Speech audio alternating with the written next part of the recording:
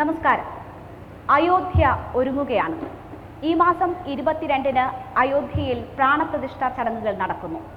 രാമൻ പിറന്ന മണ്ണിൽ രാമന് ക്ഷേത്രം ഒരുങ്ങുന്നു. രാജ്യം ആഘോഷത്തിലാണ്, കാത്തിരിപ്പിലാണ്.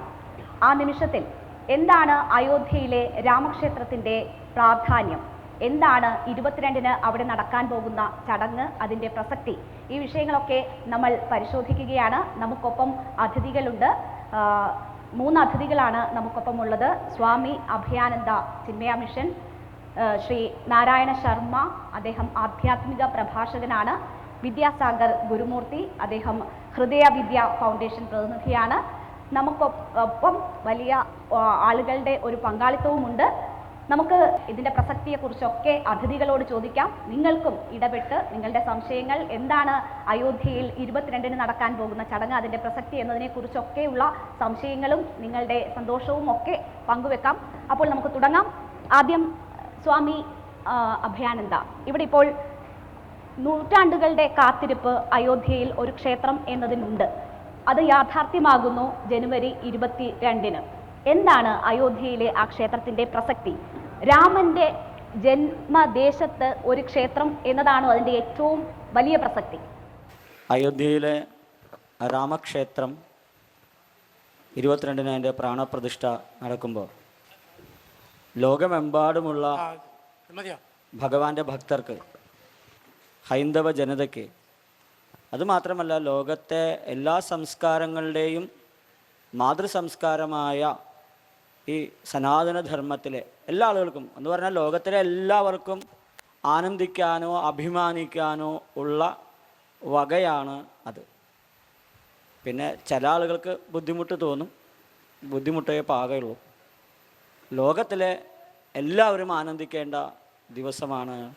നമ്മുടെ സംസ്കാരത്തെ തോന്നിയ പോലെ ആക്രമിച്ച് കീഴടക്കി വൈദേശിക ആധിപത്യത്തിൻ്റെ കീഴിൽ കൊണ്ടുവന്ന് ഇവിടുത്തെ പ്രധാനപ്പെട്ട കാര്യങ്ങളൊക്കെ തുടച്ചു നീക്കി പുതിയ സംസ്കാരത്തെ സൃഷ്ടിക്കാൻ പാടുപെട്ട ആളുകൾക്കുള്ള നല്ല ഒരു മറുപടിയാണ്. ഒരുപക്ഷെ മറുപടി എന്ന് പറഞ്ഞേക്കാൾ നമ്മൾ നമ്മുടെ യഥാർത്ഥമായ എന്തിനെയാണോ അതിനെ നമ്മൾ തിരിച്ചു നേടാൻ പോവുകയാണ്. ഈ രാഷ്ട്രത്തിൻ്റെ, ഈ സംസ്കാരത്തിൻ്റെ ഒരു പുനർനിർമ്മാണം കൂടിയാണ് ഈ വരുന്ന 22-ന് സാധ്യമാകുന്നത് എന്നാണ് എനിക്ക് ആദ്യമായിട്ട് പറയാനുള്ളത്. ശ്രീ നാരായണ ശർമ്മ, ഇവിടെ ഇപ്പോൾ രാമനെ സംബന്ധിച്ച് നോക്കുകയാണെങ്കിൽ നിരവധി ക്ഷേത്രങ്ങൾ ഉണ്ട്. നമ്മുടെ രാജ്യത്ത് എണ്ണിയാൽ ഒടുങ്ങാത്ത ക്ഷേത്രങ്ങളുണ്ട് എന്ന് തന്നെ പറയാം. പക്ഷേ രാമക്ഷേത്രം, അതിൻ്റെ പ്രസക്തി വളരെ വലുതാണ്. അതാണ് രാജ്യം ഈ നിലയിൽ അതിനെ കാത്തിരിക്കുന്നതിൻ്റെ പ്രാധാന്യവും. എന്താണ് താങ്കൾക്ക് പറയാനുള്ളത്? അയോധ്യയിലെ രാമക്ഷേത്രം കേവലം ഒരു ക്ഷേത്രമല്ല. ലക്ഷോപലക്ഷം ക്ഷേത്രങ്ങൾ ഭാരതത്തിലും ലോകത്തെമ്പാടുമുണ്ട്. അതിലൊരു ക്ഷേത്രം കൂടെ പുതുതായിട്ട് വരുന്നു എന്ന നിലയിലല്ല നമ്മൾ അയോധ്യയിലെ ആ ക്ഷേത്രം കാണേണ്ടത്.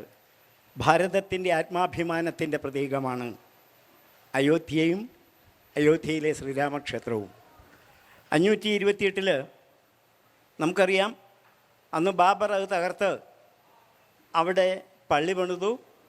അന്ന് തൊട്ട് നമുക്കറിയാം 1000 ആണ്ടത്തെ അടിമത്തത്തിൻ്റെ പാരമ്പര്യമാണ് നമുക്കുള്ളത്. അത്രയും വർഷം നമ്മൾ അടിമകളായിട്ട് കഴിഞ്ഞിട്ട് ആത്മാഭിമാനം നഷ്ടപ്പെട്ട് ഏറ്റവും ഒടുക്കം നമ്മളെ കേവലം 2 നൂറ്റാണ്ട് തികച്ച് ഭരിക്കാത്ത ബ്രിട്ടീഷുകാർ, അവരാണ് നമ്മുടെ സംസ്കാരത്തിന് ഏറ്റവും കൂടുതൽ തുരങ്കം വെച്ചത്. അവരൊരു വിദ്യാഭ്യാസ പദ്ധതി ഇവിടെ അടിച്ചേൽപ്പിച്ചു. അതിലൂടെ നമ്മുടെ വളർന്നു വരുന്ന പുതിയ തലമുറയ്ക്ക് നമ്മുടെ ധർമ്മത്തോടും സംസ്കാരത്തോടും ഒക്കെ ഒരു അപകർഷതാബോധമുണ്ടാകത്തക്ക രീതിയിലുള്ള നീക്കമാണ് ഉണ്ടായത്. അപ്പം മൊത്തത്തിൽ ഭാരതീയതയ്ക്കും ഹൈന്ദവ സംസ്കാരത്തിനും സനാതനധർമ്മത്തിനുമൊക്കെ ഒരു അപചയം സംഭവിച്ചുകൊണ്ടിരിക്കുന്ന സമയത്താണ് ആധ്യാത്മികതയിലൂടെ അതിനൊരു നവോത്ഥാനം, അതാണ് നമ്മൾ ആഗ്രഹിച്ചത്. 16-ാം നൂറ്റാണ്ടിലും ഇത് തന്നെയാണ് സംഭവിച്ചത്. കേരളത്തിൽ അങ്ങോളം ഇങ്ങോളം ഈ വൈദേശിക ആക്രമണത്തിൽപ്പെട്ട് അസ്തിത്വം നഷ്ടപ്പെട്ട ഹൈന്ദവ ജനതയ്ക്ക് ഒരു ഭക്തിയിലൂടെ എഴുത്തച്ഛൻ അധ്യാത്മരാമായണം രചിച്ചതിലൂടെ ഒരു ആത്മവിശ്വാസം പകർന്നു നൽകി എന്നുള്ളതാണ് സത്യം. ആ ആത്മവിശ്വാസം എങ്ങനെ രാമായണത്തിൽ നിന്ന് കിട്ടിയോ അത് നമുക്കറിയാം. മറ്റൊന്നുമല്ല, രാമായണത്തിൽ എഴുത്തച്ഛൻ ഉൾക്കൊള്ളിച്ച ഭക്തിരസത്തിലൂടെയാണ്. അതുപോലെയാണ് അയോധ്യയിൽ നിന്നും ആ രാമഭക്തിയിലൂടെ ഇന്ന് ആത്മവീര്യം നഷ്ടപ്പെട്ട ഭാരതീയ ജനത, ഹൈന്ദവ ജനതയ്ക്ക് ഒരു പുതിയ ശക്തി കൈവരുന്നുള്ള കാര്യത്തിൽ യാതൊരു സംശയമില്ല. ആ ക്ഷേത്രം നമ്മുടെ ആത്മാഭിമാനത്തെ വീണ്ടെടുക്കുകയാണ് ചെയ്യുന്നത്. അത് ഓരോ ഭാരതീയനും അത് ഒരു അഭിമാന ചിഹ്നം തന്നെയാണ്. ആത്മാഭിമാനത്തിന്റെ വീണ്ടെടുക്കലായി അദ്ദേഹം പറയുന്നു. അതിനുമപ്പുറം രാമന്റെ സങ്കല്പങ്ങൾ, അതുമായി ബന്ധപ്പെട്ട നിരവധി സങ്കല്പങ്ങൾ നമ്മുടെ രാജ്യത്തുണ്ട്. ആ സങ്കല്പങ്ങളുമായി ബന്ധപ്പെടുത്തി നോക്കുമ്പോൾ അയോധ്യയിൽ രാമക്ഷേത്രം എങ്ങനെ പ്രസക്തമാകും? നോക്കൂ, അയോധ്യയിലെ ഇത് രാമക്ഷേത്രം നമ്മളിപ്പോൾ വിളിക്കുന്നതാണ്. ഇത് നിയമത്തിൻ്റെ ദൃഷ്ടിയിലാണെങ്കിലും തന്ത്രശാസ്ത്രത്തിൻ്റെ ദൃഷ്ടിയിലാണെങ്കിലും ഹിന്ദു ക്ഷേത്രങ്ങൾ ദേവതകളുടെ വീടാണ്, ആലയം, ദേവാലയമാണ്. അപ്പോൾ അവിടെ ദേവൻ വസിക്കുന്നു, ദേവൻ ജനിച്ചു വളർന്ന ഇടം, അല്ലെങ്കിൽ ദേവൻ്റെ വീടാണത്. ശബരിമലയിലെ അയ്യപ്പസ്വാമിയുടെ ക്ഷേത്രത്തിൻ്റെ ആ പ്രക്ഷോഭ സമയത്ത് നമ്മൾ പറഞ്ഞിരുന്നൊരു സംഗതി കോടതിയോ അല്ലെങ്കിൽ രാഷ്ട്രീയ പാർട്ടികളോ തീരുമാനിക്കേണ്ടതല്ല, അയ്യപ്പൻ്റെ ഇംഗിതമാണ് ആ ക്ഷേത്രത്തിൻ്റെ പരമമായ നിഷ്ഠ എന്ന് പറയുന്നത്. അപ്പോൾ അത് അയ്യപ്പൻ്റെ ഇഷ്ടമാണ്. രാമൻ ജനിച്ച വീടാണ് നമുക്ക് നഷ്ടപ്പെട്ടത്. എന്തുകൊണ്ടാണ് രാമക്ഷേത്രം വൈകാരികമാവുന്നതെന്ന് ചോദിക്കാമല്ലോ. എത്രയോ ക്ഷേത്രങ്ങളില്ലേ, എന്താണ് ഇപ്പോൾ രാമക്ഷേത്രം പോലെ അവിടുന്ന് മാറി ഒരു 10 കിലോമീറ്റർ മാറി പ്രതിഷ്ഠ ചെയ്താൽ പോരെ എന്നൊക്കെ ചോദിക്കുമ്പോൾ എൻ്റെ തറവാട് വീണ്ടെടുക്കുന്നതിൻ്റെ ആ ഒരു ആത്മാഭിമാനത്തിൻ്റെ പ്രശ്നമാണിത്. ഈ രാമചന്ദ്രസ്വാമി ജനിച്ച ഇടം, സീതാക്കി രസോയി എന്നൊക്കെ പറഞ്ഞ് സീതാദേവി ഉപയോഗിച്ചിരുന്ന അടുക്കള, അല്ലെങ്കിൽ രാമൻ്റെ ശയ്യ ഇട്ടിരുന്ന സ്ഥലം, കിടപ്പുമുറി, ഇങ്ങനെ ദശരഥ മഹാരാജാവിൽ നിന്നും കിട്ടിയിട്ടുള്ള പാരമ്പര്യ സ്വത്തവകാശമാണ് ഓരോ ഹൈന്ദവൻ്റെയും സ്വത്താണത്. എന്ന് വെച്ചാൽ നമ്മുടെ രാജാരാമനെ വരവേൽക്കുകയാണ്. സത്യത്തിൽ ഭാരതത്തിൻ്റെ അപചയത്തിന് മുഴുവൻ കാരണം, ഞാനിപ്പോൾ കക്ഷി രാഷ്ട്രീയം പറയുകയല്ല, മുമ്പ് കക്ഷി രാഷ്ട്രീയം കളിച്ചിരുന്ന ആളുകളെല്ലാം തന്നെ രാമക്ഷേത്രം പണിയാതെ, രാമന് വീടൊരുക്കാതെ ടെലിവിഷൻ സീരിയലിലൂടെ നമ്മൾ തൃപ്തിപ്പെടുത്താൻ നോക്കി. കാലങ്ങളോളം രാമായണം സീരിയൽ ഇട്ട് തന്നിട്ട് അമ്മമാരെയും പിന്നെ വാർദ്ധക്യമുള്ള ആൾക്കാരെയൊക്കെ പിടിച്ചിരുത്തിയിട്ട് വോട്ട് നേടാൻ വേണ്ടി ഒരു ഗിമിക്കായിരുന്നു അത്. സത്യത്തിൽ വീട് നഷ്ടപ്പെട്ട രാമൻ കോടതി വരാന്തയിൽ നിൽക്കുകയായിരുന്നു. ശ്രീരാമചന്ദ്രസ്വാമിയെ കോടതി വരാന്തയിൽ നിന്ന് സ്വന്തം വീട്ടിലേക്ക് തിരിച്ചു കൊണ്ടുവന്നത് ഇപ്പോഴാണ്. അതുകൊണ്ട് ഈ സർക്കാരിനോട് സ്വാഭാവികമായും ജനതയ്ക്ക് ഒരു പ്രതിപത്തി ഉണ്ടാകും. കാരണം നമ്മുടെ രാമനെ, രാജാരാമനെ കോടതി വരാന്തയിൽ നൂറ്റാണ്ടുകളോളം നിർത്തിയ രാമനെ സ്വന്തം വീട്ടിലേക്ക് കൊണ്ട് രാമനൊന്ന് വിശ്രമിക്കാൻ ഇടം കൊടുക്കുകയാണ് നമ്മൾ. അത് ഭാരതത്തിനെ സംബന്ധിച്ച് എനിക്ക് തോന്നുന്നത് എല്ലാ അർത്ഥത്തിലും ഒരു വളരെ ശുഭകരമായ സാഹചര്യം വരുന്നു. ഭാരതം വിശ്വഗുരുവായി മാറാനുള്ള ഒരു നാന്തി കുറിക്കലൊക്കെ ആയിട്ടാണ് എനിക്ക് തോന്നുന്നത്. ചെങ്കോൽ കൊണ്ടുവച്ചപ്പോൾ തന്നെ രാമേശ്വരനുള്ള പൂജയായി, അതായത് രാമൻ പൂജിച്ച് ശിവനുള്ള പൂജയായി ചെങ്കോൽ കൊണ്ടുവച്ചപ്പോൾ തന്നെ. ഇപ്പോൾ രാമനെ വീട്ടിലേക്ക് കൊണ്ടുവരികയാണ്. എന്തുകൊണ്ടും ലോകരാഷ്ട്രങ്ങൾക്കിടയിൽ സ്വത്വം വിടാത്ത വികസനം, അതാണ് നമ്മൾ ഈ രാമക്ഷേത്രത്തോടെ വീണ്ടെടുക്കുന്നത്. ശരി, നമ്മൾ രാമക്ഷേത്രവുമായി ബന്ധപ്പെട്ട് നിരവധിയായിട്ടുള്ള വിവാദങ്ങൾ, രാഷ്ട്രീയം, നിയമയുദ്ധത്തിൻ്റെ നാൾവഴികളൊക്കെയുണ്ട്. അതുമായി ബന്ധപ്പെടുത്തിയുള്ള ഒരു ചർച്ചയല്ല നമ്മൾ ആഗ്രഹിക്കുന്നത്. ഹൈന്ദവ സമൂഹത്തിന് ജാതി മത ഭേദങ്ങൾക്കന്യേ രാമൻ സ്വീകാര്യനാണ്. അതുകൊണ്ട് തന്നെ അതിനപ്പുറമുള്ള ഒരു സ്വീകാര്യത അയോധ്യയിൽ ലഭിക്കുന്നു. അല്ലെങ്കിൽ ആ ആഹ്ലാദ നിമിഷം, രാജ്യത്തിൻ്റെ ആ സന്തോഷം പങ്കിടുക എന്നതാണ് നമ്മളിവിടെ പ്രധാനമായും ഉദ്ദേശിക്കുന്നത്. സ്വാമി, ഇവിടെ ഇപ്പോൾ ഈ അയോധ്യ ചടങ്ങുമായി ബന്ധപ്പെട്ട് നമ്മൾ ഏറെക്കുറെ ഏറ്റവും കൂടുതൽ കേൾക്കുന്ന വാക്കാണ് പ്രാണപ്രതിഷ്ഠ. അപ്പോൾ ഒരു ക്ഷേത്രത്തിൽ എന്താണ് പ്രാണപ്രതിഷ്ഠ എന്ന ഒരു സംശയം എല്ലാവർക്കും ഉണ്ടാകും. എന്താണ് പ്രാണപ്രതിഷ്ഠ? ശരി, ഞാനല്ല അതിനെക്കുറിച്ച് കൂടുതൽ നല്ല ഉത്തരം പറയാൻ ഇദ്ദേഹമായിരിക്കും, വിദ്യാസാഗറായിരിക്കും. ഞാൻ പറഞ്ഞതിന് ശേഷം അദ്ദേഹം പറയും. ഞാൻ ചിന്മയാനന്ദ സ്വാമിജിയുടെ ഒരു അഭിപ്രായം പറഞ്ഞിട്ട് പറയാം. സ്വാമിജി അയോധ്യയിൽ 1993 അദ്ദേഹം ഈ തർക്കമന്ദിരം പൊളിച്ചതിന് ശേഷം ഉണ്ടായ ഇൻ്റർവ്യൂവിൽ അദ്ദേഹത്തോട് ചോദിക്കുകയുണ്ടായി, അവിടെ രാമക്ഷേത്രം വരേണ്ടതുണ്ടോ, പണിയേണ്ടതുണ്ടോ എന്ന്. സ്വാമിജി അതിന് മറുപടി പറഞ്ഞത്, ഒരാൾ അയാളുടെ ഭാര്യയെ ഉപേക്ഷിക്കേണ്ടതുണ്ടോ, അയാൾ സ്വീകരിക്കേണ്ടതുണ്ടോ എന്ന് ചോദിക്കുന്നത് പോലെയാണ് നിങ്ങൾ ഇത്തരം ചോദ്യങ്ങൾ ചോദിക്കുന്നതെന്നാണ്. തീർച്ചയായിട്ടും രാമക്ഷേത്രം അവിടെ വരണം. സ്വാമിജി പറഞ്ഞൊരു നിർവചനം മനസ്സിലായി. അയോധ്യ എന്ന് പറഞ്ഞാൽ യുദ്ധമില്ലാത്ത ഇടമാണ്. ഭാരതത്തെ യുദ്ധമില്ലാത്ത ഇടമാക്കുന്നതിൻ്റെ ഒരു ആദ്യത്തെ പരിപാടിയാണ് ഇപ്പം നടക്കാൻ പോകുന്ന ഈ പ്രാണപ്രതിഷ്ഠ. ഈ പ്രാണപ്രതിഷ്ഠ നേരത്തെ അദ്ദേഹം പറഞ്ഞതുപോലെ രാമായണം തൊട്ട ആളുകളൊക്കെ കേമന്മാരായിട്ടുണ്ട്. വാൽമീകി രാമായണം എഴുതിയപ്പോൾ ആദി കവിയായി. തുഞ്ചത്തെഴുത്തച്ഛൻ രാമായണം എഴുതിയപ്പോൾ മലയാളത്തിൻ്റെ ഭാഷാ പിതാവായി. രാമായണത്തെ, രാമനെ തൊട്ട ആളുകളൊക്കെ അങ്ങനെയാണ്. ഇനി പ്രാണപ്രതിഷ്ഠയുമായി ബന്ധപ്പെട്ടതാണ്. ഞാൻ എൻ്റെ ഒരു പരിമിതമായ അറിവ് പറയാം, കാരണം ചിന്മയ മിഷൻ്റെ പ്രധാന മേഖലയല്ല എങ്കിൽ കൂടിയും. നമ്മൾ ഈ ലോകമെമ്പാടും നിറഞ്ഞിരിക്കുന്ന ഈശ്വരനെ ആരാധിക്കുന്ന ആൾക്കാരാണ്. സനാതനധർമ്മത്തിൻ്റെ ഏറ്റവും താഴെ ഇടയുള്ള ഉപാസനയുമുണ്ട്, ഏറ്റവും ഉയർന്ന തലത്തിലുള്ള ഉപാസനയുണ്ട്. പരമാത്മാവായി, പരബ്രഹ്മമായി ഈ കാണുന്ന സകലതും ഈശ്വരനാണ് എന്ന് നമ്മളെ പഠിപ്പിക്കുന്ന സംസ്കാരമാണ്. മറ്റ് സംസ്കാരങ്ങളുണ്ടോയെന്ന് എനിക്കറിയില്ല. ലോകം എല്ലായിടത്തും കാണുന്ന മനുഷ്യരും മൃഗങ്ങളും പക്ഷികളും കിളികളും കൃമികീടങ്ങളും സകലതും ഈശ്വരനാണ്. ഈ എങ്ങും നിറഞ്ഞിരിക്കുന്ന ഈശ്വരനെ നമുക്ക് ആരാധിക്കാൻ കുറച്ച് ബുദ്ധിമുട്ടുണ്ട്, എങ്ങും നിറഞ്ഞിരിക്കുന്ന ഒന്നിനെ.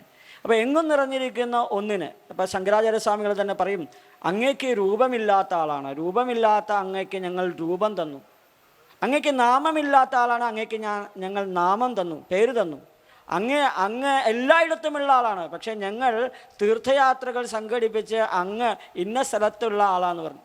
ഇങ്ങനെ എങ്ങും നിറഞ്ഞിരിക്കുന്ന ഈശ്വരനെ ഒരു പ്രത്യേക സ്ഥലത്ത് നമ്മൾ പ്രതിഷ്ഠിക്കുമ്പോൾ അത് എന്താ പറയുക, ബാക്കിയുള്ളവരുടെ ദൃഷ്ടിയിൽ ചിലപ്പോൾ അത് കല്ലാവാം, അത് വേറെ ഏതെങ്കിലും ലോഹമാവാം, മണ്ണാവാം. പക്ഷെ നമ്മുടെ ദൃഷ്ടിയിൽ അതിൽ ഈശ്വര ചൈതന്യത്തെയാണ് അതിൽ പ്രവേശിക്കുന്നത്.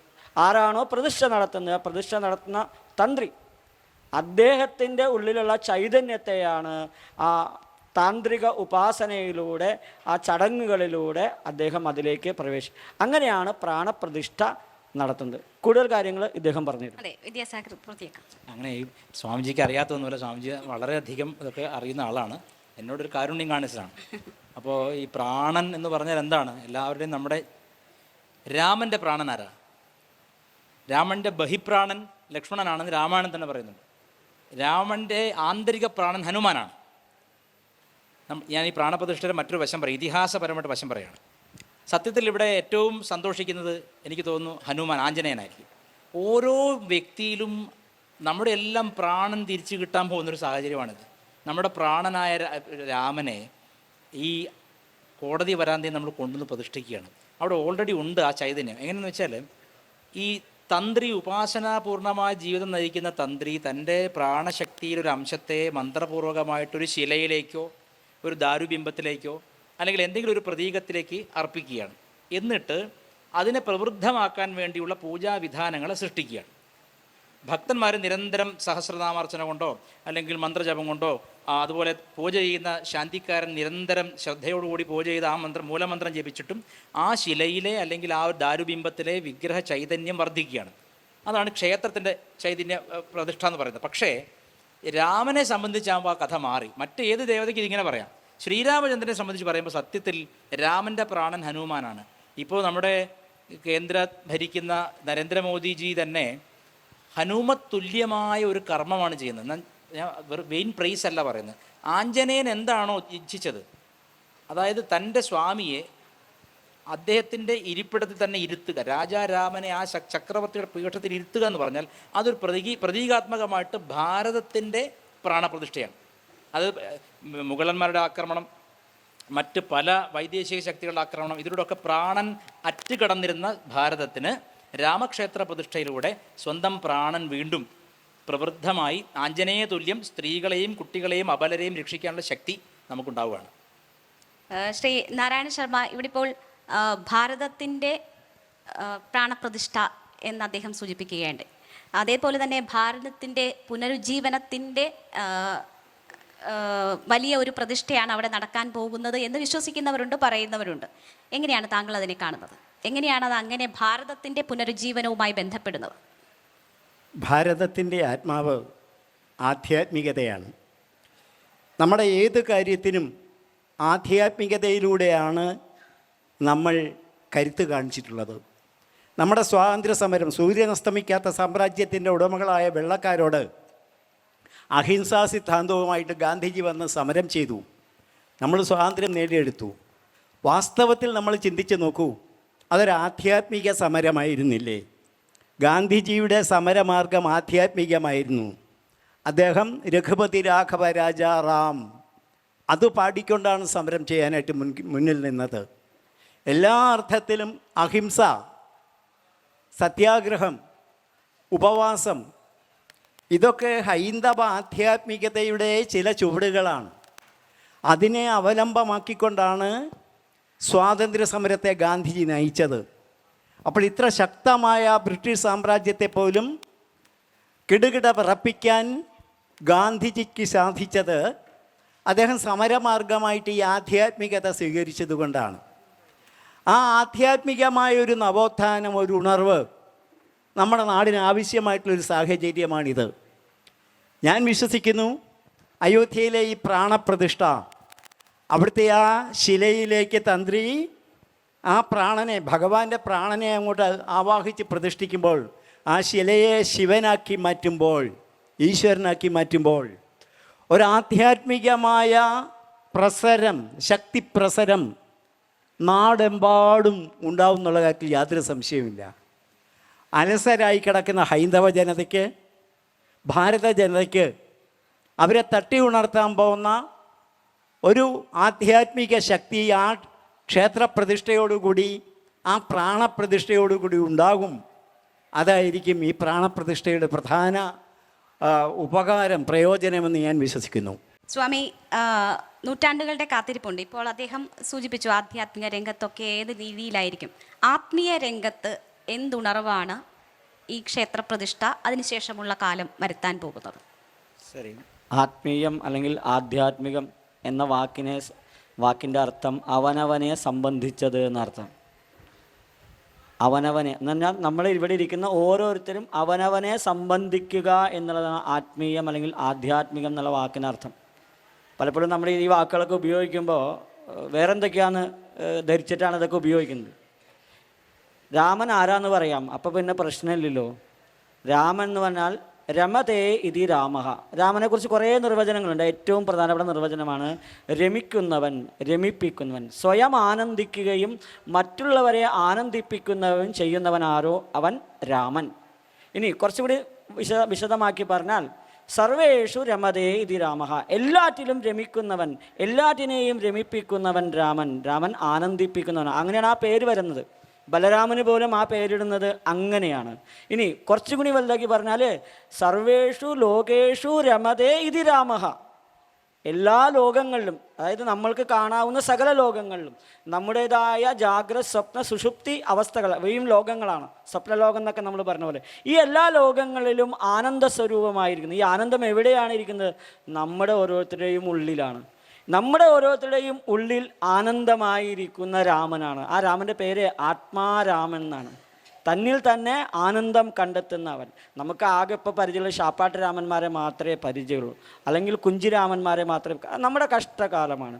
നമ്മൾ സ്വയം ആനന്ദം കണ്ടെത്തുന്ന ആളുകളാണ്. ഈ രാമനെയാണ് ആധ്യാത്മികമായിട്ട് നമ്മൾ ഉണർത്തുന്നത്. അപ്പോൾ ഈ ലോകം മുഴുവൻ ആനന്ദത്തിലേക്കാണ്. ലോകത്തിലെ എല്ലാവർക്കും ആനന്ദത്തെ എന്നുള്ളതാണ് ഈ രാമൻ്റെ ക്ഷേത്ര പ്രതിഷ്ഠ അല്ലെങ്കിൽ പ്രാണപ്രതിഷ്ഠ കൊണ്ട് നടക്കാൻ പോകുന്ന ഒരു കാര്യം. ചിന്മയാനന്ദ സ്വാമിജി പറഞ്ഞിട്ടുണ്ട്, ആർക്കായി രാമൻ ഉണ്ടാവുക? രാമൻ അങ്ങനെ തോന്നിയ പോലെ ഒന്നും ഉണ്ടാവില്ല എന്നാ. ദശരഥനെ രാമൻ ഉണ്ടാവുള്ളൂ. ദശരഥൻ ആരാണ്? ദശം എന്ന് പറഞ്ഞാൽ 10 ഇന്ദ്രിയങ്ങളെയും നിയന്ത്രിച്ച ആളാണ് ദശരഥൻ എന്നുള്ള വാക്കിനർത്ഥം 10 ദിക്കിലേക്കും ഒരേ സമയം രഥമോടിക്കാൻ അറിയുന്ന ആൾ. എന്ന് പറഞ്ഞാൽ 8 ദിക്ക് നമ്മുടെ ചുറ്റുമുണ്ട്. 4 പ്രധാനപ്പെട്ട ദിക്കും 4 വിദിക്കുകളും, മുകളിലും താഴെയും 10 ദിക്ക്. ഈ 10 ദിക്കിലേക്കും ഒരേ സമയം രഥം ഓടിക്കാൻ മാത്രമല്ല, രഥം ഓടിച്ച് യുദ്ധം ചെയ്ത് വിജയിക്കാൻ കഴിവുള്ള ആളാണ് ദശരഥൻ. ഈ ദശരഥന്മാരാവണം നമ്മൾ ഓരോരുത്തരും. എങ്ങനെ? നമ്മുടെ 10 ഇന്ദ്രിയങ്ങൾ, 5 ജ്ഞാനേന്ദ്രിയങ്ങളെയും 5 കർമ്മേന്ദ്രിയങ്ങളെയും നിയന്ത്രിച്ച ഒരാൾക്ക് മാത്രമേ രാമനുണ്ടാവുള്ളൂ. അയാൾക്ക് മാത്രമേ ആനന്ദമുണ്ടാവുകയുള്ളൂ. ഇതിൻ്റെ ആത്മീയ തലം അല്ലെങ്കിൽ ആധ്യാത്മിക തലം എന്ന് പറഞ്ഞാൽ ഈ പുറമെ കാണുന്ന ബഹളങ്ങളൊന്നുമല്ല. നമ്മുടെ ഓരോരുത്തരുടെ ഉള്ളിലും ആനന്ദസ്വരൂപനായ രാമൻ ഉണ്ടാവുക എന്നുള്ളതാണ് ഇതിൻ്റെ ശരിക്കും ആത്മീയമായ തലം. അതിലേക്കാണ് നമ്മളെ അയോധ്യയിലെ പ്രാണപ്രതിഷ്ഠ കൊണ്ടുപോകുന്നത്. ഈ അയോധ്യയിലെ രാമക്ഷേത്രവുമായി ബന്ധപ്പെട്ട് നമ്മൾ കൂടുതലായി കേൾക്കുന്ന മറ്റൊരു പദം രാംലല്ലയാണ്. അവിടുത്തെ വിഗ്രഹം രാംലല്ലയാണ്. അതിൻ്റെ പ്രാധാന്യം എന്താണ്? ഏറ്റവും വലിയ ഉദാഹരണം പറഞ്ഞാൽ ജഗദ്ഗുരുവായിരുന്ന ശ്രീരാമകൃഷ്ണ പരമഹംസദേവൻ, അദ്ദേഹത്തിൻ്റെ കുലദേവത തന്നെ ഈ കുട്ടിരാമനാണ്. കുട്ടിരാമൻ്റെ വിഗ്രഹം കൊണ്ടാണ് അദ്ദേഹം കാമാർപുക്കൂരിൽ നിന്ന് ദക്ഷിണേശ്വരത്ത് വരുന്നത്, ഈ നിത്യം ദേവാരം കഴിക്കു വരുന്നതിന്. അപ്പം അങ്ങനെ പലയിടത്തും ഉണ്ട്. പക്ഷേ ജനിച്ച ഇടം, അവിടുത്തെ ബാലൻ എന്ന് പറയുമ്പോൾ അത് ഒറിജിനലാണ്. ഇപ്പോൾ ഗുരുവായൂരപ്പൻ്റെ അമ്പലം അമേരിക്കയിലുണ്ട്, അമേരിക്കയിൽ ഗുരുവായൂരപ്പൻ ടെമ്പിളുണ്ട്. പക്ഷെ നമ്മുടെ ഗുരുവായൂരപ്പൻ എന്ന് പറയുമ്പം ഗുരുവായൂരുള്ള അപ്പൻ. അതുപോലെ അയോധ്യയിലുള്ള രാമന് രാമലല്ലയുടെ പ്രതിഷ്ഠ സ്വന്തം വീട്ടിൽ ഉണ്ണി എന്നുള്ള അർത്ഥമാണ്. അത് പ്രസക്ത ശ്രീകൃഷ്ണനുമായി ബന്ധപ്പെട്ട് ഉണ്ണിക്കണ്ണൻ എന്നുള്ള ഒരു സങ്കല്പം അല്ലെങ്കിൽ അങ്ങനെയുള്ള ആരാധനയൊക്കെ നമുക്ക് വളരെ പരിചിതമാണ്. പക്ഷെ രാമനുമായി ബന്ധപ്പെട്ട് നോക്കുമ്പോൾ രാംലല്ല അയോധ്യയുമായി ബന്ധപ്പെട്ടാണെന്ന് തോന്നുന്നു കൂടുതലായും പറഞ്ഞു കേൾക്കുന്നത്. നോക്കൂ, തിരുവനന്തപുരത്തെ പത്മനാഭസ്വാമി എഴുന്നള്ളത്തിന് പോകലോ, ഈ ആറാട്ടിന് പോകലോ എങ്ങനെയാണ് പോകുന്നത്? രാമനായിട്ടാണ് പോകുന്നത്, വില്ലും ധരിച്ചല്ലേ പോകുന്നത്. പത്മനാഭസ്വാമി കിടക്കുന്ന പത്മനാഭസ്വാമി ഈ ആറാട്ടിന് പോകുമ്പോൾ വില്ലും ധരിച്ച് രാമനായിട്ടാണ് പോകുന്നത്. നമ്മൾ തിരിഞ്ഞു നോക്കിയാൽ മതി, ഇതുവരെ ഒന്നും പോകണ്ട. ദശാവതാരങ്ങളെയും ഒന്നിച്ച് തൻ്റെ ഉള്ളിൽ ഒതുക്കി ജഗത്തിൻ്റെ മുഴുവൻ നിയന്ത്രണവും യോഗനിദ്രയിലൂടെ, അനങ്ങിയിട്ട് പോലുമല്ല, യോഗനിദ്രയിലൂടെ ചെയ്യുന്ന മഹാശക്തിയാണ് പത്മനാഭസ്വാമി. ആ പത്മനാഭസ്വാമി പുറത്തേക്ക് എഴുന്നള്ളുന്ന സമയത്ത് രാമനായിട്ടാണ് പോകുന്നത്. എന്ന് വെച്ചാൽ രാജകാര്യത്തിന്, രാജനൈതികതയ്ക്ക്, ലോകം ഭരിക്കണമെങ്കിൽ അമ്പും വില്ലും വേണം. ഇത് ഹിന്ദുക്കൾക്കുള്ള സന്ദേശമാണ്. ഒരു കരണത്തടിച്ചാൽ മറ്റൊരു കരണവും കൊടുക്കുക, പിന്നെ പുറകിൽ മുതുക് കാട്ടി കൊടുക്കുക. ഇതൊക്കെ ആണ് നമ്മൾ എത്രയധികം നശിപ്പിച്ചത്. രാമൻ തിരിച്ചു വരുമ്പോൾ അതൊക്കെ മാറും. ഇതിലെ ഒരു കാര്യം കൂടി ഞാൻ പറഞ്ഞോട്ടെ. രാമൻ്റെ കുട്ടിത്തം, അതാണ് ചോദിച്ചുദ്ദേശിച്ചത്. രാമൻ്റെ കുട്ടിത്തം നമ്മൾ അറിയണമെങ്കിൽ രാമചരിതമാനസം വായിക്കണം. രാമചരിതമാനസം വായിച്ചാൽ എങ്ങനെയാണോ ശ്രീകൃഷ്ണൻ്റെ ലീലകൾ, അതുപോലെ രാമൻ്റെ കുട്ടിക്കാലത്തെക്കുറിച്ച് വർണ്ണിക്കുന്നതാണ്. ഇത് നടക്കാൻ പോകുന്നത് അയോധ്യയിലാണ്. അയോധ്യയിലെ പ്രാദേശിക ജനങ്ങൾ സംസാരിച്ചിരുന്ന അവധി ഭാഷയിലാണ് രാമചരിതമാനസം എഴുതിയിരിക്കുന്നത്. ലോകമെമ്പാടും ഒരുപക്ഷെ വാൽമീകി രാമായണത്തേക്കാൾ പ്രസിദ്ധമായിരിക്കുന്നത് അവധി രാമായണമാണ്. അവധി എന്ന് പറഞ്ഞാൽ പ്രാചീന ഹിന്ദി. അപ്പോൾ അതിൽ രാമൻ്റെ കുട്ടിക്കാലം കാണാം. അറിയാത്ത ആൾക്കാർ അതെടുത്ത് വായിച്ചു നോക്കിയാൽ മതി. അപ്പോൾ കുട്ടി രാമനെ മനസ്സിലാവാൻ സാധിക്കും, രാംലല്ലയെ മനസ്സിലാക്കാൻ സാധിക്കും. അതെ, പല കാണ്ടുണ്ട്. ശരി, ശ്രീ നാരായണ ശർമ്മ നേരത്തെ സൂചിപ്പിച്ചുവല്ലോ, ജാതി മത അതിർത്തികൾക്കപ്പുറമായി രാമനെ ആരാധിക്കുന്ന നിരവധി പേർ നമുക്കിടയിലുണ്ട്. അപ്പോൾ അങ്ങനെ ഒരു ദൈവിക സങ്കല്പമാണ് രാമൻ. ആ രാമൻ ഒരു പുതിയ ക്ഷേത്രം ഉണ്ടാകുന്നു, അദ്ദേഹത്തിൻ്റെ ജന്മസ്ഥലത്ത് തന്നെ ഒരു ക്ഷേത്രം വരുന്നു. അപ്പോൾ അത് നമ്മളുടെ സനാതന ധർമ്മത്തിന് നൽകുന്ന ഏറ്റവും വലിയ സന്ദേശം എന്തായിരിക്കും?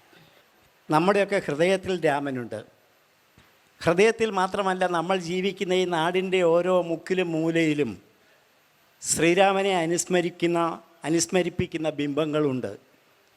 വളരെ അത്ഭുതകരമായിട്ട് തോന്നും. രാമൻ ഒരു കാലത്ത്, ഒരു 10-40 വർഷം മുമ്പ്, നമ്മൾ അതിന് മുമ്പില്ലായിരുന്നു, ഈ തപാൽ ഓഫീസുകൾക്ക് പിൻകോഡ് വന്നു. ഓരോ പോസ്റ്റ് ഓഫീസിനും ഓരോ നമ്പർ, നമ്മുടെ ഈ സ്ഥലത്തിനുണ്ട് നമ്പർ. ആ സമയത്ത് അതിൻ്റെ കാരണം ചോദിച്ചപ്പോൾ തപാൽ അധികൃതർ പറഞ്ഞത് എന്താണെന്നറിയുമോ? ഒരു ഉദാഹരണം പറഞ്ഞതാണ്. ഈ ഒരു കത്തയക്കുന്നു, ആ കത്തിൽ രാമപുരം PO എന്ന് കത്തയച്ചാൽ, മേൽവിലാസം എഴുതിയാൽ ആ തപാൽ അധികൃതർ തപ്പും ഇത് എങ്ങോട്ടാണ് അയക്കേണ്ടത് എന്ന്. കാരണം എന്താണെന്നറിയാമോ? തപാൽ ഓഫീസുള്ള 56 രാമപുരങ്ങൾ ഭാരതത്തിലുണ്ട്. ഞാനല്ല പറഞ്ഞത് കേട്ടോ, 10-40 വർഷം മുമ്പ് തപാൽ അധികൃതർ പറഞ്ഞതാണ്. കേരളത്തിൽ ഉൾപ്പെടെ 56 രാമപുരങ്ങളുണ്ട്. അപ്പോൾ രാമപുരം PO എന്ന് പറഞ്ഞാൽ ഈ 56 സ്ഥലങ്ങളിലേക്ക് അയക്കാൻ പറ്റുമോ? അപ്പോൾ ഓരോ സ്ഥലത്തിനും നമ്പർ കൊടുക്കുക എന്നുള്ള കാര്യം അനിവാര്യമായി വന്നു. ഞാനിത് പറഞ്ഞത്, രാമപുരം തന്നെ ഇന്ത്യയിൽ അധികൃതമായിട്ട് തപാലാഫീസുള്ള 56 ഈ നാട് എത്രമാത്രം രാമനുമായിട്ട്, രാമസംസ്കാരവുമായിട്ട് ഇഴുകിച്ചേർന്നിരിക്കുന്നു എന്നുള്ളതാണ് ഞാൻ ഉദ്ദേശിക്കുന്നത്. നമ്മുടെ ഈ കേരളം, ഇപ്പോൾ ഉത്തരേന്ത്യയിലാണ് രാമൻ, അവിടെ ജയ ശ്രീറാം എന്നൊക്കെ പറയുമ്പോൾ സാർവത്രികമാണ്. ഇവിടെ പറഞ്ഞ പോലെ നമ്മുടെ നാട്ടിൽ ശ്രീകൃഷ്ണനാണ് എന്തുകൊണ്ടോ പ്രാമുഖ്യം വന്നത്. നമ്മുടെ ഗുരുവായൂരപ്പനും നമ്മുടെ അമ്പലപ്പുഴ കണ്ണനും നെയ്യാറ്റിൻകര ഉണ്ണിക്കണ്ണനും ഒക്കെ വന്നതുകൊണ്ടായിരിക്കാം കൃഷ്ണനൊരു പ്രാമുഖ്യം നമ്മുടെ കേരളത്തിലുണ്ട്. പക്ഷേ ഇവിടെ വിട്ടാൽ ജയ് ശ്രീറാം, അതിവിടെ പറയുമ്പോൾ എന്തോ ഒരു ചമ്മൽ പോലെ, അത് കേൾക്കുന്നവർക്കും ഒരു ഇറിറ്റേഷനുണ്ട്, സത്യമാണ്. പക്ഷേ അതാണ് അവരുടെ നമ്മുടെ നാടിൻ്റെ ആത്മാവ്. കാരണം രാമനാണ് നമ്മുടെ മാതൃകയെന്ന് പറഞ്ഞത് രാഷ്ട്രപിതാവായ ഗാന്ധിജി തന്നെയാണ്. ഇത് രാമരാജ്യമാണ് എന്ന് ഗാന്ധിജി പറഞ്ഞെങ്കിൽ, രാമോ വിഗ്രഹവാൻ ധർമ്മ എന്ന് വാൽമീകി മഹർഷി പറഞ്ഞെങ്കിൽ, കാവ്യം എഴുതിയ വാൽമീകി തന്നെ പറഞ്ഞു, ധർമ്മത്തിൻ്റെ വിഗ്രഹമാണ് രാമം. നമ്മുടെ നാട് ധർമ്മത്തിൻ്റെ നാടാണ്. ധർമ്മം ലോകത്തിന് വിതരണം ചെയ്യുന്ന, പ്രസരിപ്പിക്കുന്ന നാടാണ്. ആ ധർമ്മത്തിൻ്റെ രൂപമാണ് ശ്രീരാമൻ. അത്തരത്തിലുള്ള രാമൻ്റെ ചൈതന്യം അവിടെ പുനഃപ്രതിഷ്ഠിക്കുമ്പോൾ അത് ഈ നാടിന് മാത്രമല്ല, ലോകമെമ്പാടും ഈ ധർമ്മത്തിൻ്റെ പ്രചാരണത്തിന് വഴിയൊരുക്കുന്നുള്ള കാര്യത്തിൽ യാതൊരു സംശയവുമില്ല. ഞാൻ പറഞ്ഞല്ലോ, നമ്മുടെ ശബരിമല, ശബരി എന്നുള്ള വാക്ക് പോലും രാമനുമായിട്ട് ബന്ധപ്പെട്ടതാണ്. ശബരിപീഠമുണ്ട്. പമ്പയിലാണ് ശ്രീരാമൻ ബലികർമ്മം ചെയ്തത്, അച്ഛൻ്റെ പിതൃകർമ്മം. അതുകൊണ്ടാണ് നമ്മൾ പലരും മലയ്ക്ക് പോകുമ്പോൾ നമ്മുടെ പിതൃകൾക്ക് അവിടെ ബലിയിടുന്നുണ്ട്. അതിനപ്പുറത്ത് ഋഷ്യമുഖാചലം, സുഗ്രീവൻ ബാലിയെ ഭയന്ന് കഴിഞ്ഞ മലയാണ്. അതാ ഗണപതി ക്ഷേത്രത്തിൻ്റെ അക്കരെയാണ്. ഇന്ന് പാർക്കിങ്ങിന് വേണ്ടി നിരപ്പാക്കിയ ആ കുന്നാണ് വാസ്തവത്തിൽ ബാലി കയറാൻ മല. അങ്ങനെ രാമായണ കഥയുമായിട്ട് ഇപ്പം ഇല്ലേ, ചടയമംഗലം, ജടായുമംഗലമാണ്. ഇങ്ങനെ നമ്മുടെ ഇവിടെ തന്നെ ഈ തിരുവനന്തപുരത്ത് ഇവിടെ നിന്ന് 1 കിലോമീറ്റർ അങ്ങോട്ട് മാറിയ ഒരു രാമപുരമുണ്ട്, മണക്കാടപ്പുറത്ത്. ഇങ്ങനെ രാമനുമായിട്ട് വയനാട്ടിലൊക്കെ ചെന്ന സീത, ആ പുൽപ്പള്ളിയിൽ സീതാക്ഷേത്രമുണ്ട്. ഇവിടെ നമ്മുടെ കഴിഞ്ഞ വർഷം ഞാൻ പോയിരുന്നു. മകരവിളക്കിൻ്റെ അന്ന്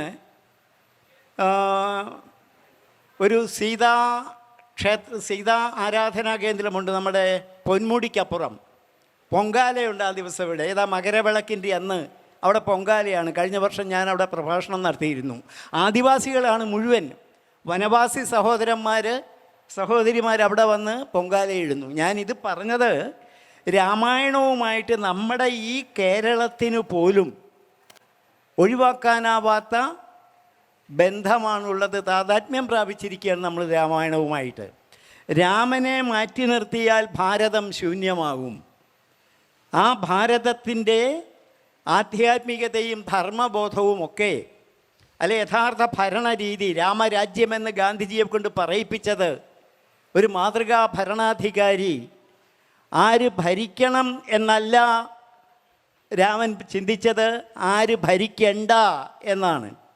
ഇന്നത്തേതിൽ നിന്നും നേർവിപരീതം. അത്തരത്തിൽ ഭരിക്കുക എന്നുള്ളത് എനിക്ക് വേണ്ടിയല്ല, ജനങ്ങൾക്ക് വേണ്ടിയാണ് എന്ന് കാട്ടിത്തരുന്ന ഒരു മഹത്തായ ജീവിത കഥയാണ് രാമനിൽ നിന്ന് നമ്മൾ ഉൾക്കൊള്ളുന്നത്. ആ രാമനെ സ്വാംശീകരിക്കുന്ന, മാതൃകയായിട്ട് കാണുന്ന ഭരണത്തലവന്മാരാണ് ഡൽഹിയിലിരുന്ന് നിന്ന് നമ്മുടെ നാടിനെ നിയന്ത്രിച്ചു കൊണ്ടിരിക്കുന്നത്. അവർക്കും നമുക്കുമൊക്കെ പുതിയ ഊർജം പകരുവാൻ ഈ രാമപ്രതിഷ്ഠയ്ക്ക് സാധിക്കുമെന്നാണ് ഞാൻ കരുതുന്നത്.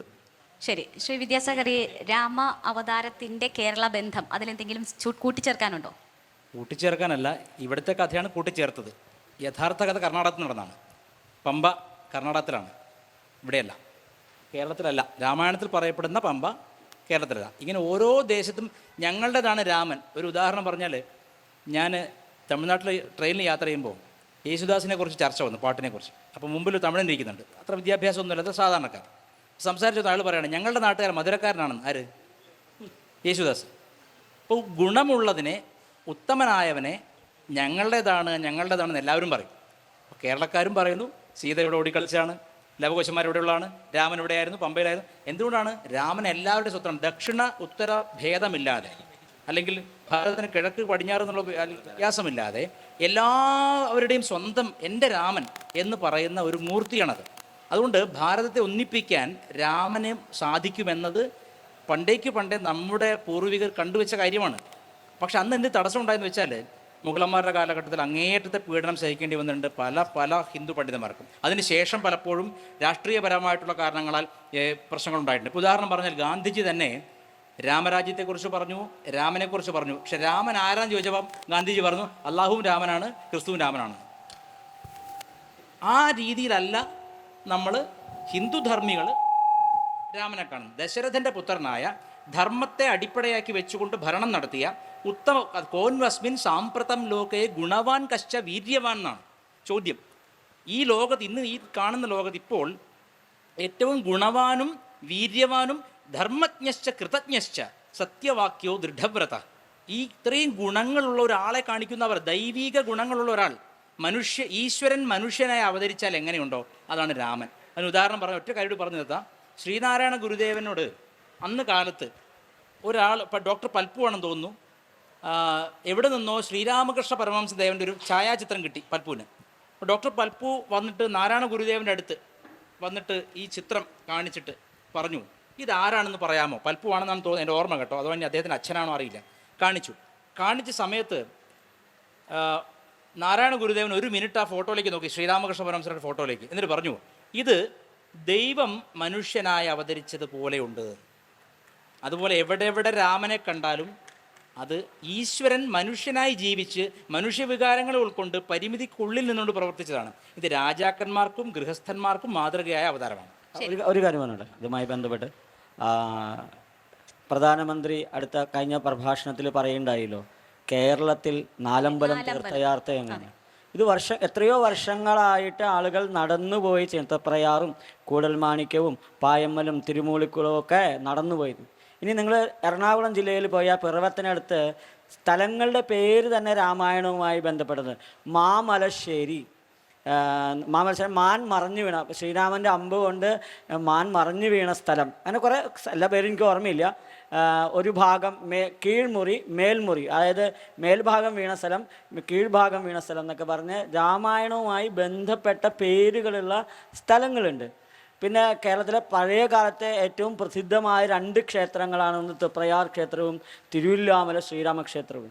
ഈ 2 ഏകാദശിയും കേരളീയർക്ക് വളരെ പ്രധാനപ്പെട്ട, ഗുരുവായൂർ ഏകാദശിയെ പോലെ അല്ലെങ്കിൽ അതിനേക്കാൾ പ്രസിദ്ധമായ 2 ഏകാദശികളാണ്.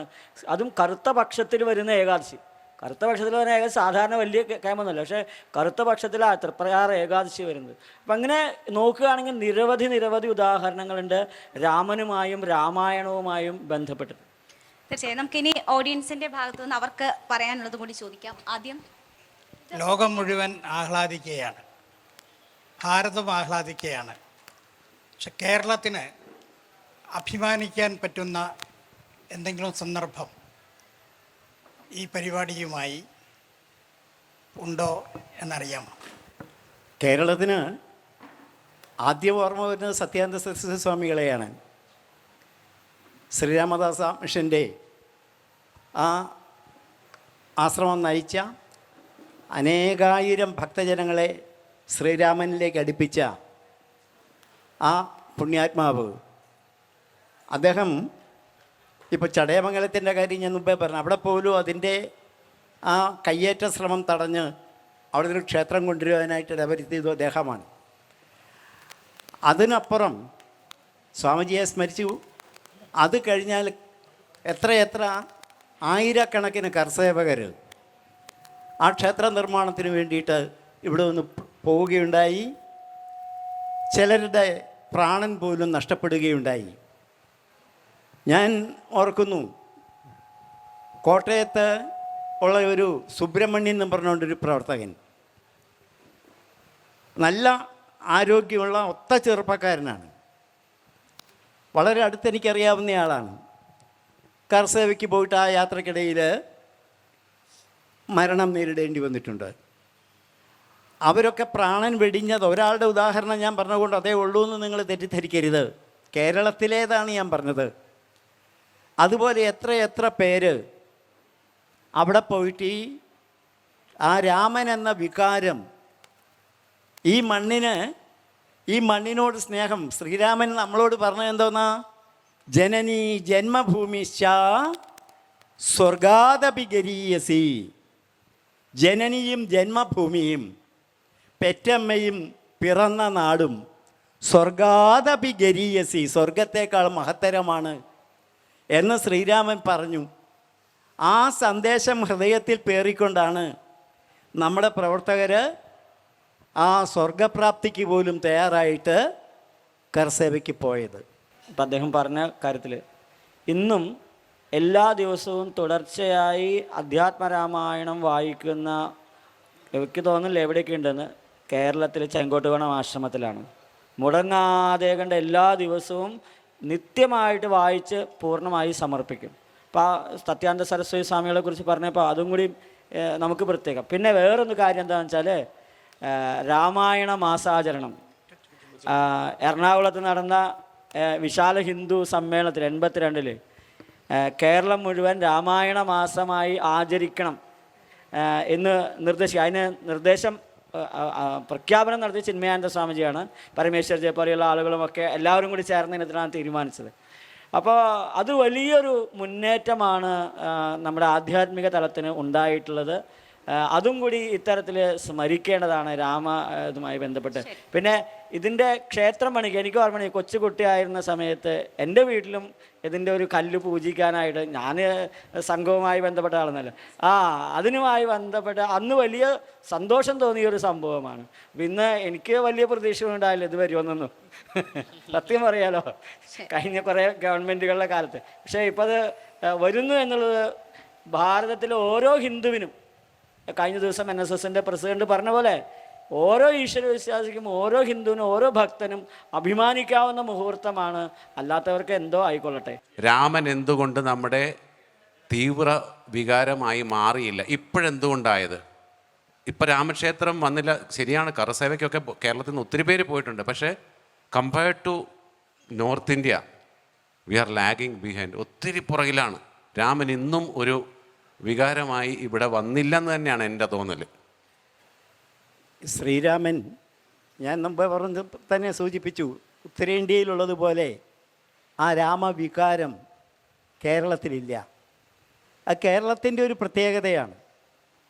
അതിപ്പോൾ മുമ്പ് നമ്മുടെ ബഹുമാനപ്പെട്ട ഗുരുമൂർത്തി പറഞ്ഞതുപോലെ, നമുക്കെതിര് മുസ്ലിങ്ങളല്ല, ക്രൈസ്തവരല്ല, മറ്റാരുമല്ല. ചില പ്രതിലോമ ശക്തികളുണ്ട് ഇവിടെ, ഹിന്ദുത്വം വളരരുത് എന്ന് കാവലിരിക്കുന്നവർ. അവരുടെ ഈ നിൽപ്പുള്ളിടത്തോളം കാലം ഇവിടെ രാമൻ്റെ ആ സംസ്കാരത്തെ ഉൾക്കൊള്ളുന്നതിന് തടസ്സങ്ങളുണ്ടാവും. രാമായണം കത്തിച്ച നാടാണിത്, വേറെങ്ങും മതം ഉണ്ടായിട്ടുണ്ടാവില്ല. ആ രാമായണത്തിൻ്റെലൂടെ ഒരു ജനതയെ മുഴുവൻ സാംസ്കാരികമായിട്ട് ഉയർത്തിയ നാടാണ് എന്നൊക്കെ ഉള്ള കാര്യം വിസ്മരിച്ചിട്ട് ആ രാമസംസ്കാരം നോക്കൂ. രാമായണത്തിൽ സാഹോദര്യത്തിൻ്റെ കഥയാണ്. 4 സാഹോദര്യത്തിന്, രാമായണം വിവരിക്കാനല്ല ഞാൻ പോകുന്നത്, 4 സാഹോദര്യത്തിൻ്റെ കഥ, അത് മാത്രമേ ഉള്ളൂ രാമായണത്തിൽ. അയോധ്യയിലെ സാഹോദര്യം 4 പേര്, കിഷ്കിന്ധയിലെ സാഹോദര്യം 2 പേര്, ലങ്കയിലെ സാഹോദര്യം 3 പേര്, വിന്ധ്യാടവിയിലെ സാഹോദര്യം 2 പേര്. അവസാനം പറഞ്ഞത് മനസ്സിലായോ? ഒന്ന് മനുഷ്യ സഹോദരന്മാർ അയോധ്യയിൽ, മറ്റൊന്ന് വാനര സഹോദരന്മാർ കിഷ്കിന്ധയിൽ, രാക്ഷസ സഹോദരന്മാർ ലങ്കയിൽ, ഗൃധ്ര സഹോദരന്മാർ, ഗൃധ്രം എന്ന് വെച്ചാൽ കഴുകൻ, കഴുക സഹോദരന്മാർ വിന്ധ്യാടവിയിൽ. ആരാണത്? സമ്പാദിയും ജഡായുവും. മലയാളം കണ്ട എക്കാലത്തെയും മികച്ച നിരൂപകനായ കുട്ടിക്കൃഷ്ണമാരാർ പറഞ്ഞു, ഈ 4 സാഹോദര്യത്തെ താരതമ്യപ്പെടുത്തിയാൽ രാമായണത്തിന് വേറെ വ്യാഖ്യാനം വേണ്ട എന്ന്. അതിലേറ്റവും മികച്ച സാഹോദര്യം ഈ ഗൃധ്ര സാഹോദര്യമാണ് എന്നും അദ്ദേഹം പറഞ്ഞു. രാമനേക്കാൾ, രാമലക്ഷ്മണ ഭരത ശത്രുഘ്നന്മാരെക്കാൾ മികച്ച. ഞാനിത് പറഞ്ഞത്, ഈ സാഹോദര്യം എന്തുകൊണ്ട് കേരളത്തിലില്ല? കേരളത്തിൽ ജാതി പറഞ്ഞ് തമ്മിൽ കലഹിച്ച് നിൽക്കുന്ന സമയത്ത് നമ്മൾ സഹോദരന്മാരാണ് എന്ന ചിന്ത എന്തുകൊണ്ടുണ്ടാവുന്നില്ല? അതാ മൃഗങ്ങൾക്കിടയിൽ, പക്ഷികൾക്കിടയിൽ, മനുഷ്യരിൽ, രാക്ഷസരിലൊക്കെ സാഹോദര്യമുണ്ട്. പക്ഷെ ഇവിടെ എങ്ങും ഈ സാഹോദര്യം കാണാനില്ല. അത് ഈ മണ്ണിൻ്റെ പ്രത്യേകതയാണെന്നാണ് എനിക്ക് തോന്നുന്നത്. ആരെങ്കിലും പ്രത്യേകം വിചാരിച്ചാൽ അങ്ങനെ തിരസ്കരിക്കാനോ അല്ലെങ്കിൽ നിർബന്ധപൂർവ്വം കൊണ്ടുവരികയോ ഒക്കെ ചെയ്യേണ്ടതാണോ അത്തരം വിശ്വാസങ്ങളോ സങ്കല്പങ്ങളോ ഒക്കെ? എനിക്ക് തോന്നുന്നത് സ്കോർപ്പിയോൺ സിൻഡ്രോം എന്നൊരു സാധനമുണ്ട്. അതായത് എല്ലാ നാട്ടിൽ നിന്നും ഈ തേളിനെ കയറ്റി അയച്ചു അമേരിക്കയ്ക്ക്. അതൊക്കെ നന്നായി പാക്ക് ചെയ്തിട്ടൊന്നും പുറത്തു പോകാതെ പറഞ്ഞയച്ചത്. കേരളത്തിൽ നിന്ന് ഒരു ചാക്കിൽ വെറുതെ കെട്ടിക്കൂടും. അപ്പോൾ അവർ പറഞ്ഞത് കടത്താൻ പറ്റില്ല, ഇത് തേള് പുറത്തിറങ്ങും. ഇല്ല, ഒരൊറ്റയൊന്നും രക്ഷപ്പെടാതെ മറ്റു തേള് നോക്കിക്കോളുന്നു. അതുപോലെ കേരളത്തിലെ പൊതുവായ ഹിന്ദുക്കളുടെ സ്വഭാവം, ഏതെങ്കിലും ഒരുത്തം കുറച്ച് മികച്ചു വന്നാൽ അവനെ പിടിച്ച് താഴ്ത്താൻ വേണ്ടി കുറച്ച് ആൾക്കാർ പുറകിലുണ്ടാവും. അതുകൊണ്ട് ഇവിടെ ഇത് പ്രസ്ഥാനങ്ങളുടെ പ്രശ്നമല്ല, ഇത് നമ്മൾ DNA എങ്ങനെയാണ്, അത് CPM-ലും ഉണ്ട്, കോൺഗ്രസ്, എല്ലാ പാർട്ടിയിലും ഉണ്ട്. അപ്പോൾ അതുകൊണ്ട് ഒരു പാർട്ടിയുടെയോ അല്ലെങ്കിൽ രാഷ്ട്രീയ പ്രസ്ഥാനത്തിൻ്റെ പ്രശ്നമല്ല. കേരളത്തിൽ പൊതുവായ രീതി എന്ന് വെച്ചാൽ ആരും നന്നാവരുത് എന്ന ഒരു പ്രതിജ്ഞ ജനിക്കുമ്പോൾ തന്നെ എടുക്കുകയാണ്. അതാണ് കാര്യം. ഈ അയോധ്യയിൽ 22-ന് ക്ഷണിക്കപ്പെട്ട അതിഥികൾക്കാണ് പോകാൻ കഴിയുക. പക്ഷേ എല്ലാവരും വളരെ പ്രതീക്ഷയോടെ നോക്കിയിരിക്കുന്ന ഒരു ദിവസമാണ്. അപ്പോൾ നമ്മളുടെ സന്യാസി മഠങ്ങളിലോ അല്ലെങ്കിൽ കേരളത്തിൽ പ്രത്യേക പ്രാർത്ഥനകളോ അങ്ങനെ എന്തെങ്കിലും ചടങ്ങുകൾ തീരുമാനിച്ചിട്ടുണ്ടോ? നടക്കുമോ? അല്ലെങ്കിൽ വിശ്വാസിയായ ഒരു രാമഭക്തൻ ആ സമയത്ത് അവിടെ വിഗ്രഹ പ്രതിഷ്ഠ നടക്കുന്ന സമയത്ത് എങ്ങനെയായിരിക്കണം, എന്ത് പ്രാർത്ഥനയിലായിരിക്കണം മുഴുകേണ്ടത്? അങ്ങനെയുള്ള സംശയങ്ങൾ രാമക്ഷേത്രവുമായി ബന്ധപ്പെട്ട്. അതെ, സ്വാമി പറയും. ശരി. Chinmaya mission global head Swarupananda Swamiji കൃത്യമായിട്ടുള്ള നിർദ്ദേശം നൽകിയിട്ടുണ്ട്. ഞങ്ങൾക്ക് എല്ലാവർക്കും ഇമെയിൽ 2 ആഴ്ച മുമ്പ് ഇമെയിൽ വന്നിട്ടുണ്ട്.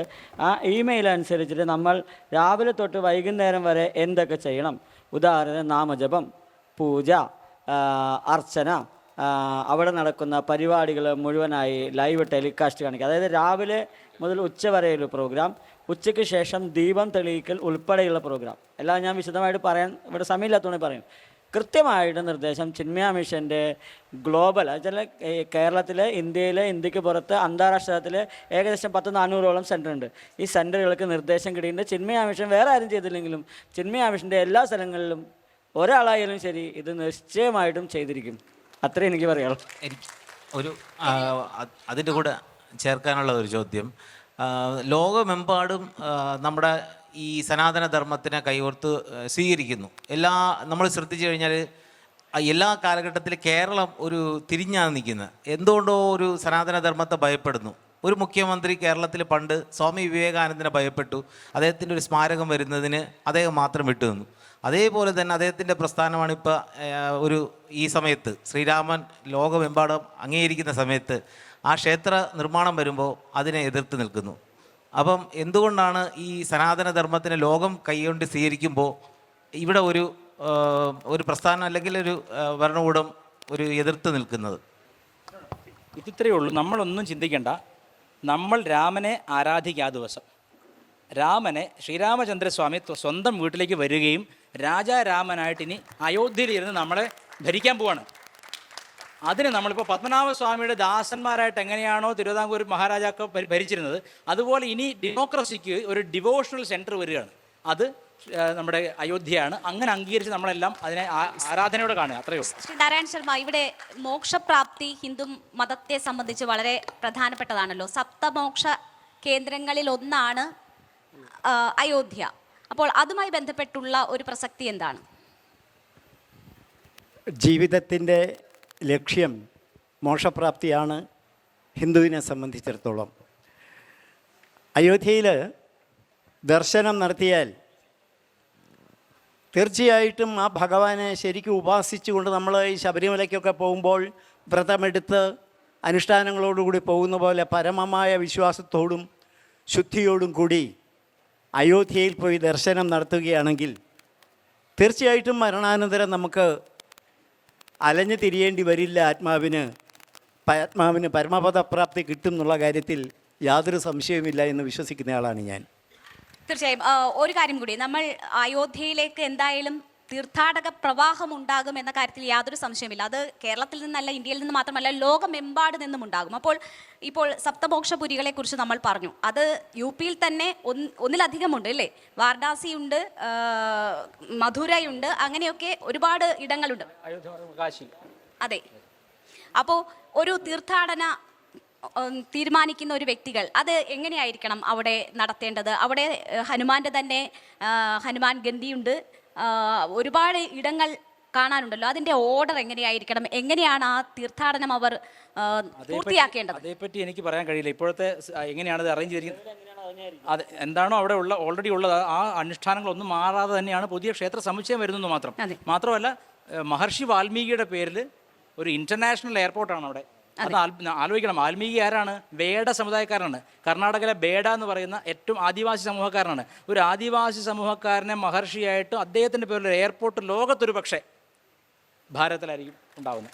ഞാൻ നേരത്തെ പറഞ്ഞു, ആഞ്ജനേയൻ എന്ന് പറയുന്ന ഒരു ശക്തി, അത് സുന്ദരകാന്ഡം മാത്രം വായിച്ചാൽ അറിയാം. രാമായണത്തിൻ്റെ ഹൃദയമാണ് ശരിക്ക് സുന്ദരകാന്ഡം. ഈ ഹനുമാൻ്റെ ബന്ധുവല്ല, കണ്ടിട്ട് പോലുമില്ല. ഇന്നത്തെ പോലെ വാട്സപ്പിൽ പിക്ചർ അയച്ചു കൊടുക്കാനുള്ള സംവിധാനമൊന്നുമില്ല. കണ്ടിട്ട് പോലുമില്ല. ഏതോ ഒരു മനുഷ്യ രാജാവിൻ്റെ പത്നിയെ ഒരു ദുഷ്ടൻ തട്ടിക്കൊണ്ടുപോയി. അപ്പോൾ ഒരു സ്ത്രീയോട് കാണിക്കുന്ന അപമര്യാദ നിറഞ്ഞ പെരുമാറ്റത്തിന് പകരം വീട്ടുക എന്നുള്ളത് വാനരന്മാർക്ക് പോലും സ്വധർമ്മമായിട്ട് തോന്നിയ ഒരു പുഷ്കലമായ കാലം ഉണ്ടായിരുന്നതാണ്. അത് ആലോചിക്കണം. ആ കാലഘട്ടം നമ്മൾ എത്ര താഴേക്ക് വന്നു എന്നാണ് നമ്മൾ ചിന്തിക്കേണ്ടത്.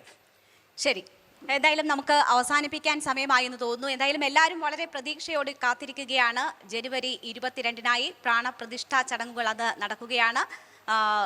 അന്ന് ക്ഷണിക്കപ്പെട്ട അതിഥികൾക്ക് മാത്രമാണ് ക്ഷണമുള്ളത്. അതിനുശേഷമായിരിക്കും തീർത്ഥാടക പ്രവാഹം അവിടേക്കുണ്ടാവുക. എന്തായാലും വലിയൊരു തീർത്ഥാടന കേന്ദ്രമായി കൂടി അയോധ്യ മാറുകയാണ്. ലോകത്തിനു മുന്നിൽ ഇന്ത്യയുടെ മുഖം തന്നെ മാറുന്ന വിധത്തിൽ അയോധ്യ ഒരുക്കങ്ങൾ പൂർത്തീകരിച്ചുകൊണ്ടിരിക്കുന്നു.